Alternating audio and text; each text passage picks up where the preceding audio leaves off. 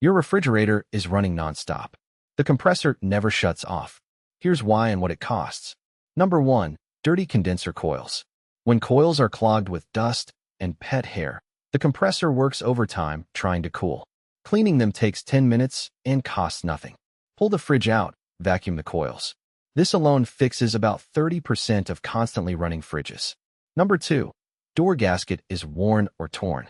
If the rubber seal around the door doesn't close tight, warm air leaks in continuously and the compressor never reaches the set temperature. Test it with a dollar bill. Close the door on it. If you can pull it out easily, the gasket needs replacing. $100 to $200. Number 3. Thermostat set too cold.